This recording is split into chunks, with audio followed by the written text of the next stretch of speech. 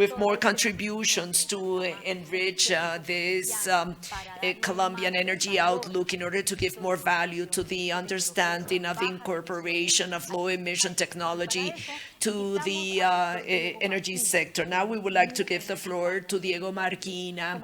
He is a senior analyst of Bloomberg Net in London. He covers European electricity markets. During the last 5 years, he has followed the European energy transition, tracking and forecasting its impact in the evolution of prices and the fundamental market aspects. His work is focused on a wide range of topics, for example, to understand the need of flexibility in an energy system promoted by a high renewable energy production, analyzing the potential different income sources for generators and the implications for the design of a future market. He has a master's degree in physics and in sustainable energy, so we would like to welcome you. So it's a pleasure to listen to your presentation. Hello, good morning. Hola, buenos Thanks for días a joining todos. us. Gracias. My name is Diego Marquina, and I am a senior power analyst working for Bloomberg New Energy Finance in London, covering European markets with a close focus on the European energy transition. And today I want to talk to you about some of the trends we are seeing, some of the key challenges, and some of the lessons that we can learn from the progress we've seen in Europe and how those could be applied to different markets around the world. But before I get into the presentation, I want to give you a brief overview of what we do at Bloomberg New Energy Finance. So Bloomberg New Energy Finance, we are a subdivision of the wider Bloomberg organization focused on providing market-oriented research in the energy transition. When we first started, we developed a deep expertise on clean energy, clean electricity generation, focusing on wind, solar, storage, and other power-related changes. However, as the energy transition evolved, it became clear that we had to cover more than just power infrastructure. So we thus expanded into sectors such as transportation, buildings and industry, cross-cutting technologies such as, for example, the Internet of Things and hydrogen, agriculture and land. And today we have over 200 analysts looking at these topics and areas, trying to understand how the world economy is changing and helping our clients extract value from the energy transition. In fact, a lot of the work I will present today is a result of what my colleagues do across this matrix. So with that in mind, let's jump right into it. So I want to start by looking at the current state of the energy transition. A little bit of background of where we've come from, but mainly where we're at. So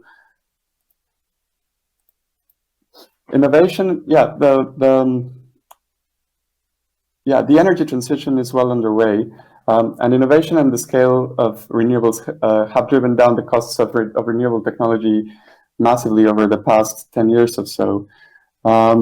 When we look at the reductions in solar and wind, they're ranging from 89% to 59%. And similarly, when we look at batteries, the prices for batteries have come down from $1,200 per kilowatt hour in 2019 to around $132. So it's really impressive that the technological progress that has been able to drive the price reductions in these technologies, and that has enabled the energy transition to get well underway. And in many places, wind and solar electricity are now the cheapest sources. For example, in the US, we can see that onshore wind is the cheapest source in most places, as well as solar and PV and some other ones. And in fact, in most of the world, the cheapest sources of new power generation are renewables. This means that when we compare like for like, installing a new power station, be it gas or coal or wind or solar, it's cheaper to build new onshore wind or offshore wind in some places, and or solar than it is to build coal or gas. There are exceptions, like for example Russia or Japan, and of course it depends a lot on the resources and the availability of fossil fuels and so on and so forth. But yeah, so in most of the markets we covered, renewables are now the cheapest source of electricity when compared against a new plant. But actually, even if we compare against existing plants, so what is the cost of building new renewables to displace existing capacity? We see that in some places like Brazil, Spain, even China and India, it's cheaper now to build a new solar or a new wind facility than to run the existing fossil generators in those countries. So what this means is that renewables are, based on economics alone, displacing more and more fossil generation across the world. And for example, it's not just the renewables, but when we look at the cost of batteries, this means that electric vehicles will soon be cost competitive again over the next decade or so. We expect across segments for EVs to become cheaper than internal combustion engines across all of the segments, in fact. So yeah, what we've seen is that renewable energy has been breaking records over the past 10 years or so.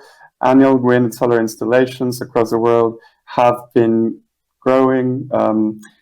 For example, if we look at how much capacity there was installed globally in 2010, it was about 200 gigawatts. And in 2020 alone, we installed 216 gigawatts of wind and solar.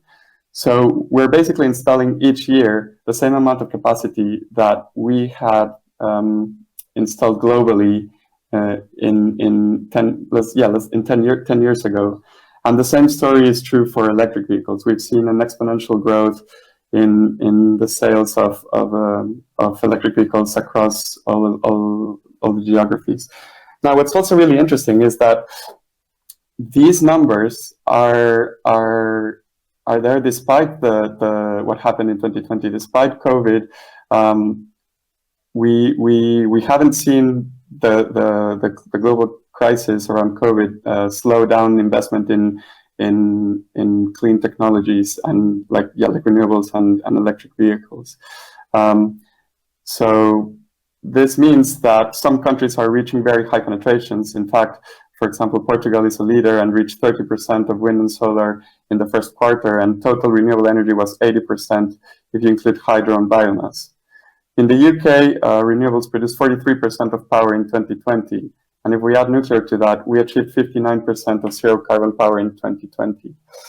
And in terms of EVs, for example, in Norway, over half of total electric vehicle sales in that country are coming from electric vehicles. So the growth is there. It hasn't slowed down despite the pandemic, and there's no signs that it's going to be slowing down. So what this means is that the energy transition is well underway. But the question is, how far can we go based on these trends, right? How far can we go just based on economics, on these technologies becoming cheaper and cheaper? At some point, is this going to slow down, or will it keep growing indefinitely? And of course, to understand the future, one has to build different scenarios. No single forecast will ever be right, but at BNEF, we build long-term scenarios to test different assumptions. So what I'm going to show you is the scenario that we call the economic transition scenario from our new energy outlook. And that is a future where there's no further policy action and pure economics takes over. So what happens in this world? What happens in a world where we let economics drive the energy transition? So what we see is that there is a massive change in the mix in the electricity mix out to 2050. So if we look at If we look at the dotted line, that is roughly around where we're at now. You can see that since 1970 to 2020, the electricity landscape didn't really change that much. There were some changes, some substitutions in terms of oil and nuclear. There was definitely a boom in gas since around 1990 onwards. But for example, coal remained relatively constant throughout the last 50 years or so. Same for hydro, and there was a brief expansion of nuclear in the late 70s, early 80s. But yeah, that also stopped at some point. And then what's really interesting is that you can see at the beginning of 2010, a little blue and yellow wedge at the top of this chart that start to show. And these colors, this blue for wind and yellow for solar, I wanna just emphasize these colors because I'm gonna be showing you a lot of yellow and blue in the coming slides. But the big story here is that these blue and yellow wedges expand very, very rapidly over the next 30 years to make up more than 50% of total generation. So by 2050, we expect more than half of global electricity to come from solar and wind alone. And if we take into account hydro as well and biomass and other renewables, this means that nearly 70% of the electricity mix in the world will come from renewables by 2050, just based on expected cost reductions for these technologies in the future, and current trends, and we see a massive reduction in fossil generation. Overall, total coal and gas generation halves, so they make up roughly about half of total electricity supply right now, and by 2050 we expect them to represent merely a quarter of total generation.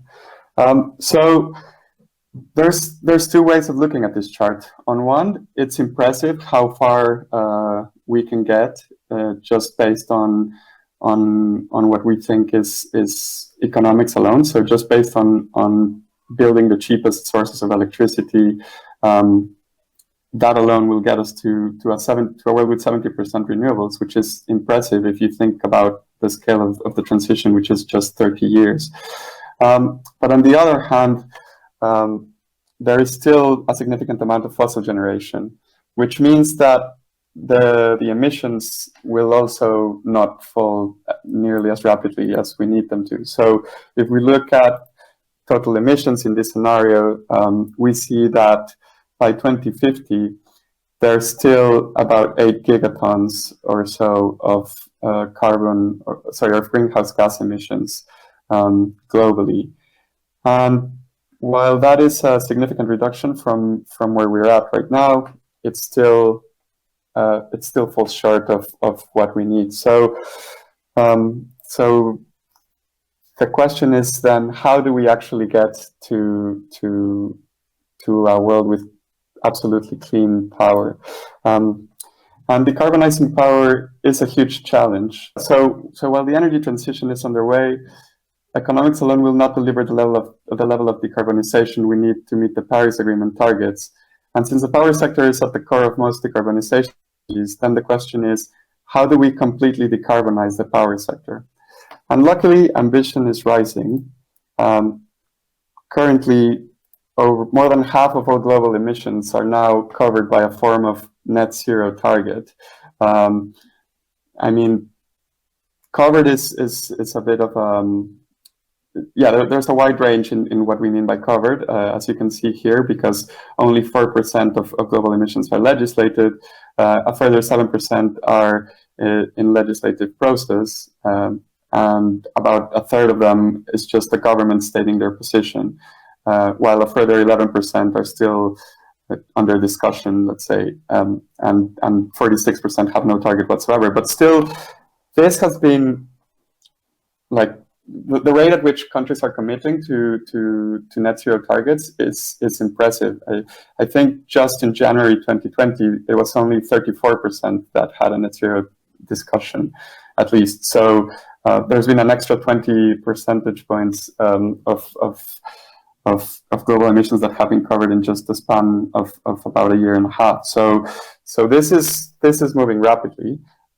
So the political will seems to be there to deal with the issue. And I want to show you two slides now to kind of highlight what the scale of the challenge is. The first one is to show that this is a problem of our generation, because this is basically something that has happened over the past couple of years.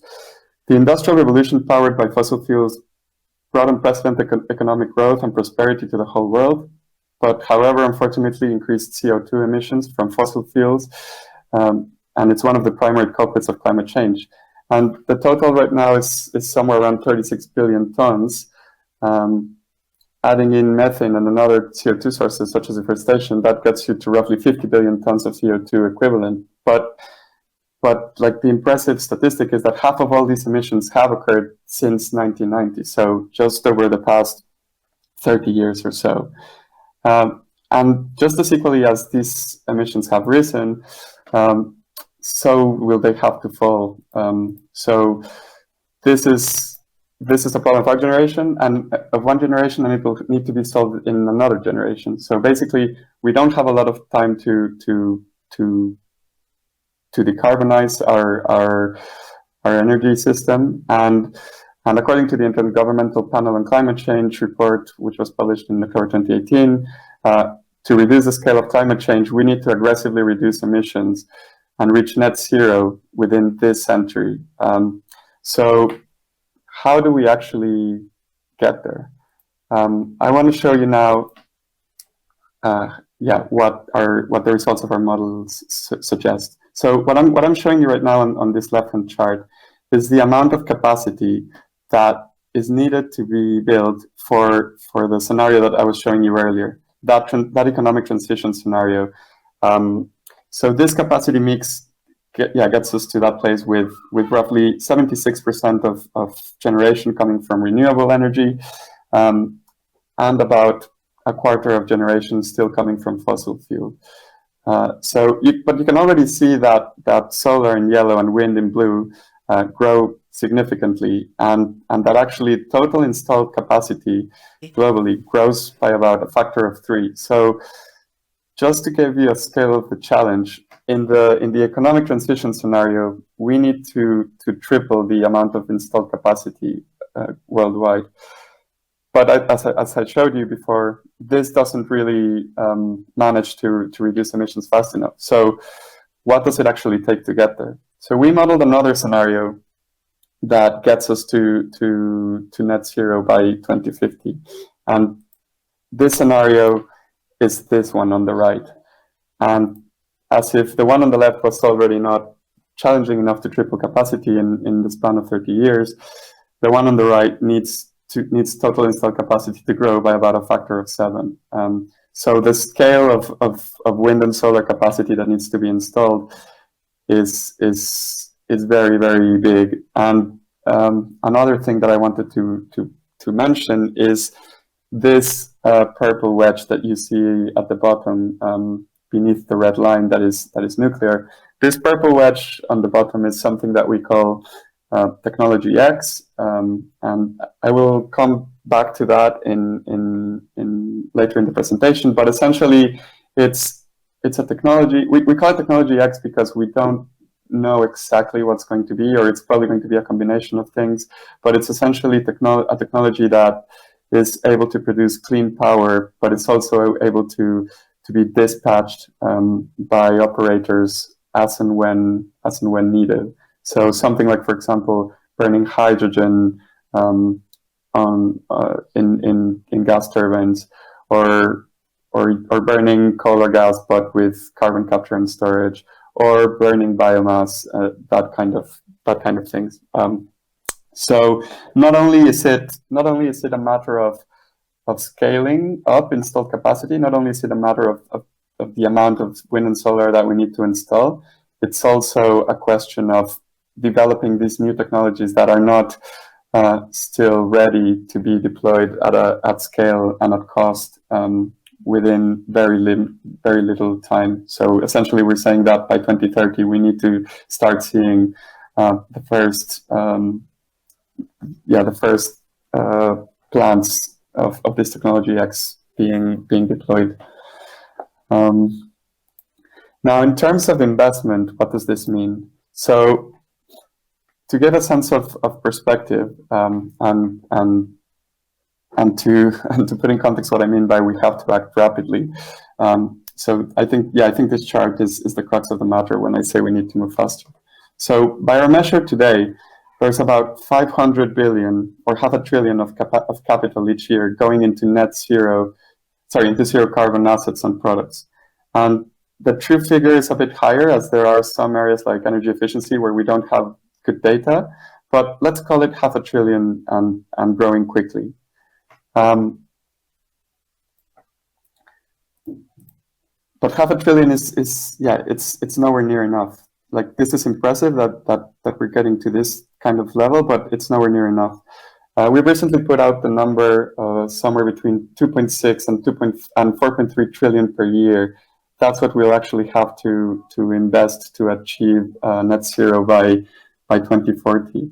And the IEA said 2.2 just in the power sector, and other sources like the Energy Transitions Commission, they say between 1.5 and 1.8 trillion per year. And of course, there are differences in definitions and differences in assumptions, etc. But the answer is somewhere between 3, 4, 5, 6, 7 times increase in what we're currently seeing. So it's big reallocation of capital that needs to flow towards clean and green sectors. And by the way, these numbers on the right, they're only supply side numbers. So clean power production, hydrogen production, etc. But they completely ignore investments in improving our buildings, switching to clean cars, changing manufacturing processes, and the whole land and bioeconomy as well. So you could perhaps add another doubling to account for these areas. So that is the scale of the challenge ahead of us. But okay, let's bring it back to power sector, and here this is where I wanna focus on Europe, because Europe has been at the forefront of the energy transition. So I think there is a lot of interesting things that are already happening in Europe, and lessons that we can learn from these markets. So what is Europe doing? Well, Europe has been at the forefront of policy innovation to decarbonize its economy. And in fact, annual emissions have actually fallen significantly if we compare them to 1990. And the target by 2020 by 2030 is 40% below this 1990 level, which is being discussed. There's this new ambition of 55% for 2030 that needs to be translated into changes in national strategies and the EU carbon market. But despite the good progress, there is still a lot to do, and even when you consider all the good progress, when we look at that blue dot on the bottom right corner, it just showcases the speed at which Europe needs to decarbonize together. So despite all of Europe's investment in renewables over the past 2 decades or so, they will have to increase their ambition. And this is going to be even more of a challenge when we consider the fact that demand is expected to nearly double over the next 30 years. So it's not just a matter of reducing the emissions drastically over the next 30 years, but it's also doing so while at the same time increasing the amount of electricity generated by doubling it over the next 30 years. Most of these new sources of electricity will come from heating and cooling, electric vehicles, and other sources like electrifying certain industries and things like that. So how do we actually get there? So to get there, we modeled a scenario where Europe actually hits its 2050 net zero decarbonization target, and this is what we see. This is the path that Europe needs to follow to get there.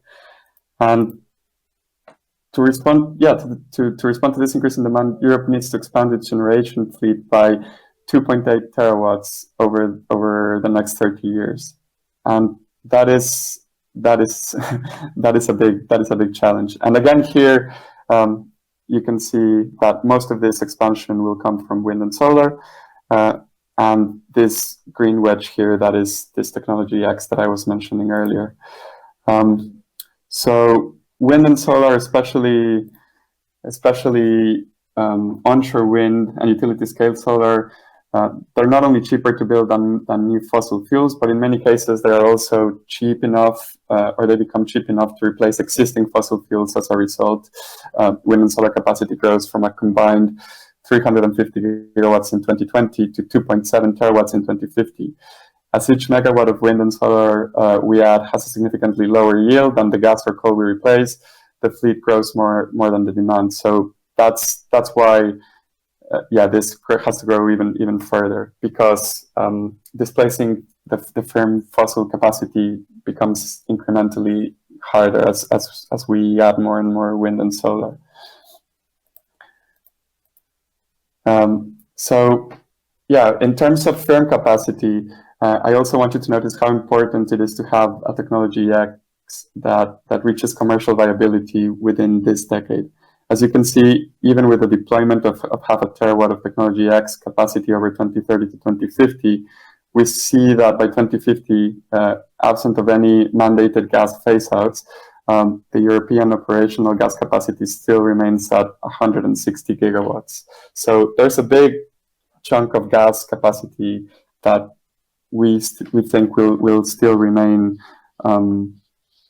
online in Europe by 2050. Now, whether there are policies to phase this out or to implement some sort of carbon capture and storage, we shall see. But this is what our scenario, our ambitious policy scenario shows. So what does this mean for generation? This is the picture for generation in Europe, and again, these big blue and yellow wedges means that like wind is going to provide the vast majority of generation across Europe.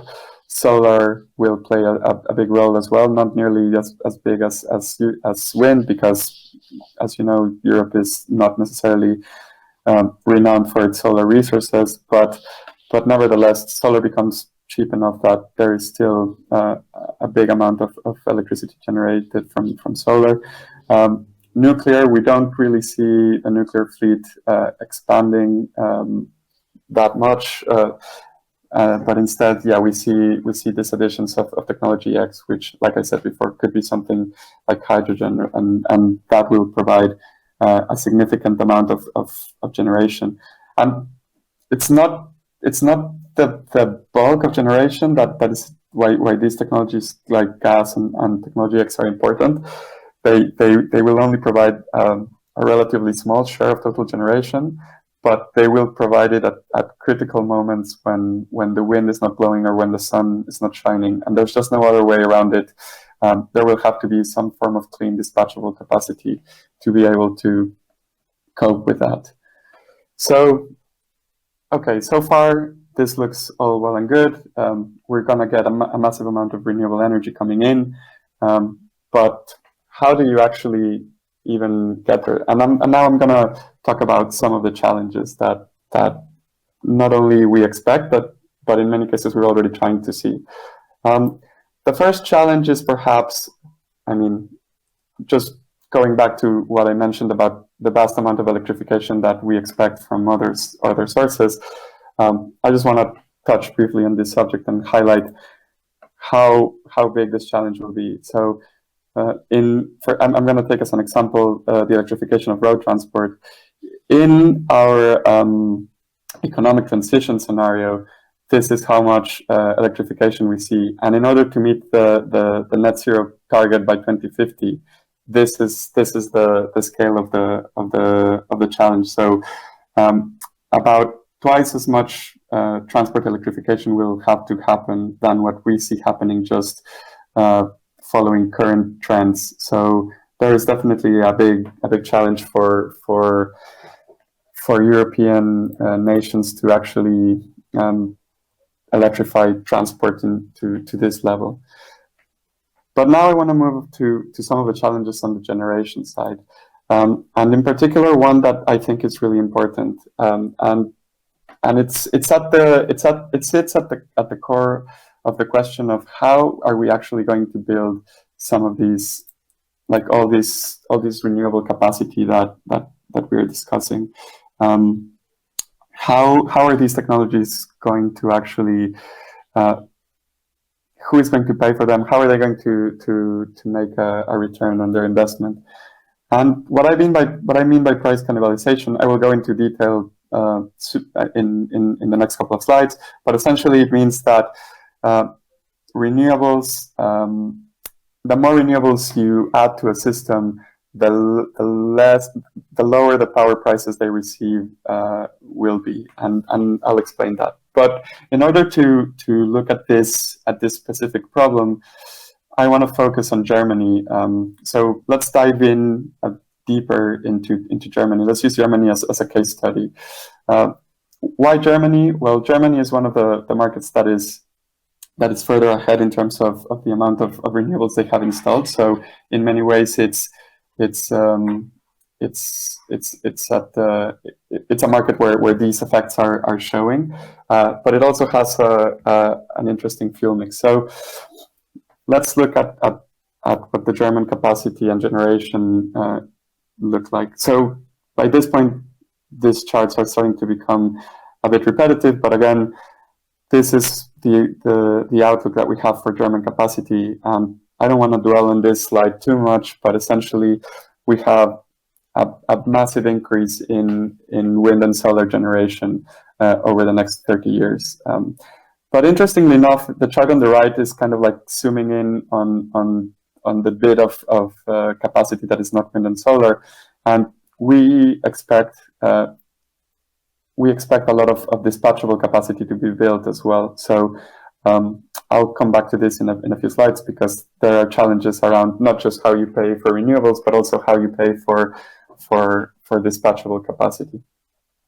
So again, looking at the generation in Germany, our outlook suggests that Germany will hit by 2030 65% of wind and solar generation, and 84% by 2040. And as you can see, it kind of plateaus. The green line, which shows the share of renewable electricity, kind of plateaus after 2040, because like I said, there is just a ceiling to how much wind and solar you can put into the system without saturating it. And at this point, you need some dispatchable technology to fill in the gap. In this case, we're just modeling it as gas, but it could be hydrogen or something else. But let's look at what happens to power prices in Germany when we build so many renewables. So yeah, this is the transition in terms of generation. So what are the implications for power prices? And this is where things get interesting. So this chart that I'm showing you right now with the green dotted line, this is BNF's projection of the German power price going out to 2050. And right now you can see that 2020 there was a dip in it because, of course, last year was a bit of a freak year in terms of power markets in Europe. There was a sharp decrease in demand, and commodity prices were very low. But already we have seen prices bouncing back, and we expect them to peak somewhere over the next year or two. But within the early 2020s, we expect German power prices to peak. This is also boosted by the fact that Germany is planning to retire a lot of its nuclear capacity and a lot of coal capacity over the next 2 years or so. So the market will be a bit tighter, and power prices will rise a little bit. But essentially, from 2025 onwards, what we see is that power prices will fall all the way to 2030 nonstop. It's just a one-way down for power prices as wind and solar capacity additions keep growing and more wind and solar gets put into the system. Power prices fall until they hit a low of about 25 euros per megawatt hour in around 2030. And then they kind of stabilize with prices going up slightly to around 40 or 35 euros per megawatt hour to 2050. Bear in mind that these prices are in nominal terms. So if I were to show you this chart in real terms, prices would look even lower than I'm showing you in this chart. But the key message here is that prices are going to go down. But okay, so this chart that we're looking at, that is just the average price of all the hours in Germany. But as we know, renewable technologies and in fact dispatchable technologies will not generate constantly throughout all day. Wind tends to generate more at night, and obviously solar will only generate during the day when the sun is actually shining. So what will happen is that each technology will receive a different power price based on when they generate. And this chart, there's a lot of lines here, but essentially what this chart is showing you is what is the power price that each technology will receive on average based on when they generate and what power prices do when that happens. So for example, here we can see that for the most part of the next 5 years or so, there isn't that much difference between the prices that different technologies get, but the yellow line suddenly starts to drop from the dotted green line, which means that solar plants, because they generate in such a concentrated way, all of them generating during the middle of the day, we see that prices start to fall during the middle of the day, and as a consequence, solar starts to receive a lower price than the rest of the technologies, which generate during hours with higher prices. And this trend keeps going. And in fact, around 2025, we see fossil generation. So these three lines, the dark line is hard coal, the brown line is lignite or brown coal, and then the gray line is gas. These three lines will decouple from the average baseload power prices around 2025, which means these generators will only generate during fewer hours with higher prices. And on the other hand, what we see moving out from around 2030 to 2050 is that wind and solar, from 2020 to 2030, we see that the prices received by wind and solar fall dramatically. And actually, from 2030 onwards, they decouple increasingly from the average baseload power price. So this means that someone who is building a wind or a solar power plant in Germany has to ask themselves not how much will the average power prices be in Germany, but how much will their specific technology get. And if you are trying to make an investment case for these technologies, you should be assuming that power prices received will be closer to 20 euros per megawatt hour rather than 30 or 40. So essentially, you need to be able to build these technologies with a very, very, very cheap levelized cost of electricity in mind, which puts into question whether these technologies can actually pay for themselves.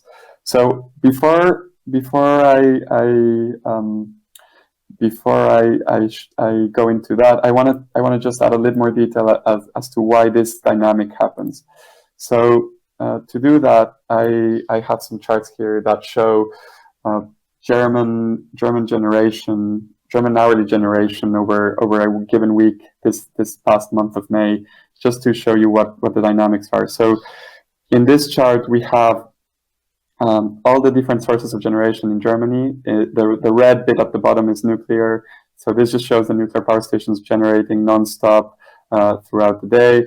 Then we have the brown bit, which is lignite, and which is also generating pretty flat out because it is quite cheap, even despite the high carbon prices right now in Germany. And then we have then things start to oscillate a little bit. We get this sort of waves of generation from the dark gray and green, which is hard coal and gas. And what this means is that and biomass, sorry. And what this means is that these plants are increasing their output in the evening and in the morning to meet peak demand, and then decreasing in the middle of the day, especially when solar, which is this yellow sort of triangles, when they grow. So when solar grows, gas and coal reduce their output, and then the blue wedge is wind, and you can see that for the first 3 days or so of this week, there wasn't really that much wind. It was kind of a calm week in Germany, and the orange bit at the top is just how much power Germany is importing from its neighbors. So this orange bit, when Germany is importing, it shows as positive. But I'll show you when Germany is exporting, it looks like it turns negative. And I'm going to show you exactly that. So in May 21, what happened is that suddenly wind generation. So this blue wedge, the wind started blowing, and this blue wedge started growing, and immediately you see that power prices start to fall, and they fall quite dramatically to close to zero, and then they go back up in the evening because of demand picking up again, in the morning because of demand picking up again, and then they start to fall even more, and we start to see Germany switches to exporting. This orange bit at the bottom is when Germany starts exporting. But then what I'm going to show you now is what happens when it gets really windy, and this just shows this blue wedge, which is wind generation, just completely destroys power prices in Germany for the best part of 2 or 3 days, and there's periods where power prices go as low as 65 euros per megawatt hour, and actually on the 22nd of May, power prices remained well below zero for most of the day, and it wasn't until the evening that they went up again for a brief period. But then, essentially, for the best part of 3 days or so, power prices were close to zero or below zero, and this is the reason why the price received by technologies like wind and solar is much lower than average, because most of their generation happens during these hours when power prices are low, or rather power prices fall when wind and solar generation are really high and they meet the most of the demand. So essentially, this is the dynamic that's driving prices down. And if we look at what this means going out into the future, we can see in these 3 charts that as we move out to 2030 and 2040, most of the time these technologies will be receiving a very low power price. So what I'm showing you here is the distribution of the power prices at which most of the generation happens. So these spikes on the left for solar, wind, and offshore wind means that by 2040, most of the generation will happen during very low hour prices. Right now, we are in the blue curve, which shows that most of the regeneration is happening around the 40 to 50 euro benchmark, but increasingly this will shift left, and they will receive less and less prices. So what this means is that sorry, yeah, that these technologies will make less and less money. And actually, you might be wondering, well, what about carbon? What if carbon has been rising a lot? Shouldn't carbon provide some sort of support to these technologies? And the answer to that is less and less so, because again, carbon only impacts prices when a technology that actually emits carbon is generating. And because wind and solar displace these technologies, increasingly the number of hours when wind and solar generate without any fossil generation will grow, and therefore carbon will not really provide much support for these technologies in the future. And in fact, this chart here that I'm showing you shows the impact on power prices that an increase in carbon prices will have. So essentially, carbon becomes less and less of a relevant source of support for prices as we build more wind and solar generation in Europe. And yeah, just to show what this means for the economics of wind and solar generators, according to this exercise, this modeling exercise, what we're seeing is that merchant renewables across Europe will really struggle to not only to make a return, but in some cases to even cover like their fixed costs. So onshore wind is the one on the far left. We think that will probably be able to make enough money in the market to cover fixed costs, but offshore wind and solar, at some point from 2030 onwards, they will struggle to even cover fixed costs. So essentially, there is no, or it's very hard to make a case for building these technologies just based on the expectations of what the market will do. So okay, so you could think. Then it's clear that there needs to be some form of government support, some sort of policy support to get the large amounts of renewable build that we need over the next 30 years. And that is true. And our view is that most of the renewables built over the next years will be built under some sort of support scheme, such as renewable auctions or direct subsidies. But even these support schemes have problems of their own, and actually, when we look at some of the auctions that have happened in the past couple of years, we've seen that there's many issues that make these auctions to be undersubscribed. So, for example, in countries like Poland and Germany, there are big issues around how far away these wind turbines need to be from settlements, and this means that these technologies, it's hard to develop these projects. It's hard to get permits in place.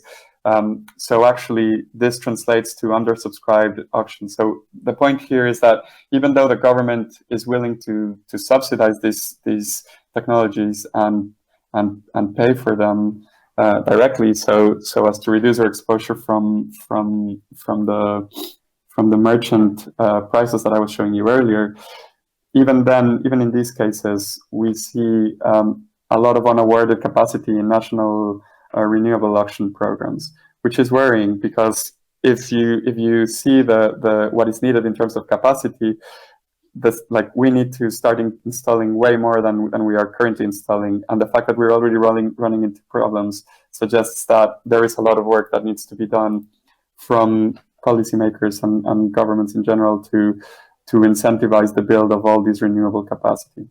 But it's not just about renewable, right? It's also about building the dispatchable capacity, building these gas plants and technology X plants that are needed to help balance the system that is driven by so many renewables. And in fact, this just shows the range of dispatchable and gas capacities that we model in Venus policy scenarios for Europe. So we definitely are expecting a lot of new dispatchable capacity to be built out to 2050. But the problem is that if we look back at Germany again, what we expect in terms of generation for example, gas or coal, we see a very sharp reduction in the running hours. So we see a steep decrease in capacity factors because essentially wind and solar are displacing these technologies. And this, if a plant doesn't run, then it's not going to make any money. So essentially, these plants are going to struggle to meet their margins again. And these charts show the blue line is what their fixed O&M costs are. And essentially, from 2030 onwards, we don't see any of these dispatchable technologies making enough money in the market to even pay for their operating costs, let alone to make a return on investment. So how are we actually going to build all of this dispatchable capacity without if there's not enough money to be made in the market? Who is going to incentivize these plants or investors to build new capacity? And actually, when we look at technology X, which is what I was mentioning earlier, we clearly need it because without it, emissions just kind of like plateau at some point. But the question is, who's going to pay for it? And actually, the costs of this technology are even higher than the ones for wind and solar because they are unproven. So if we compare this technology to gas, so this is what our view on the costs of the levelized costs of gas-fired combined cycle gas turbines are, and if we compare them to nuclear or biomass or hydrogen, then these technologies are going to be even more expensive. So how are we going to pay for them? And potentially one option is through capacity markets. And in fact, we have already seen that a lot of countries have opted for some sort of support for capacity, for firm capacity, such as the UK, Ireland, France, Spain. Germany doesn't have a capacity market per se, but a lot of plants are entering into reserves where they receive money to stay online, and so on and so forth. This list keeps growing very rapidly, and we actually think that some sort of market redesign or more policy support through this type of markets will need to occur in order to incentivize the build of dispatchable capacity. And actually, if you look at how much money we expect CCGTs in the UK, for example, to be able to make from the market and from capacity payments, this chart on the left shows the green is their operating profits from the market, from the sale of power into the market, and the big gray bit is how much we think they're going to have to make, like how much of their revenues are going to come just directly from capacity payments. So we really think that to address this missing money issue from the market, we're going to need a big intervention from that. And I just want to finish with another challenge that doesn't get talked about a lot, but it's essentially the issue around grids. And the big issue around grids is that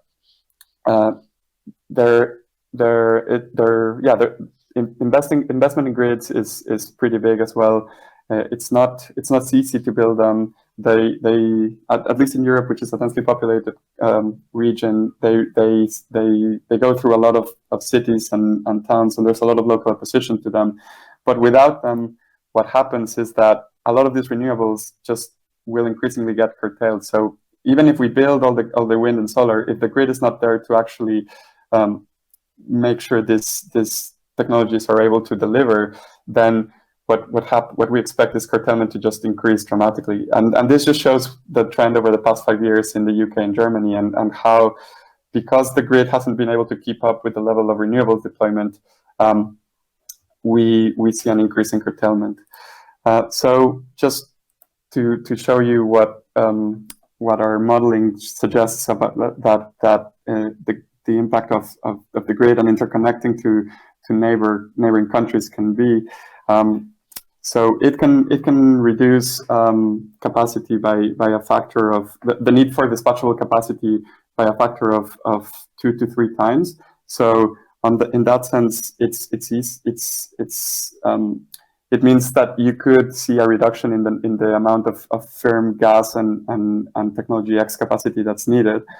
But also the chart on the right what it suggests is that even building a lot of interconnection capacity has its limits, and the chart on the right shows how much interconnection capacity between France and Spain, for example, in our models, how much of it will get used, and as more wind and solar gets built on both sides of the interconnector capacity, there are just going to be times when both markets are flooded. So yeah, interconnection is important. It's needed, and it's a good way to reduce the amount of firm capacity, but it also has its limitations, and it's something worth keeping in mind. So that's pretty much it. So I hope that this presentation was interesting, and I just want to make a summary of what the key points I want you to take away from it are, which are that the energy transition is well underway, and there doesn't seem to be any reason to think that this is going to slow down. In all the opposite, it's going to keep growing and increase in rapidity. But economics alone will only get us so far, and some form of policy support will probably be needed to actually meet decarbonization targets. And the current markets do not seem to provide enough revenues to incentivize any of the build that we need to get there. So we're going to have to get smart about it and think about increasing interconnection, increasing policy support, and potentially redesigning the markets altogether. So thank you for your attention.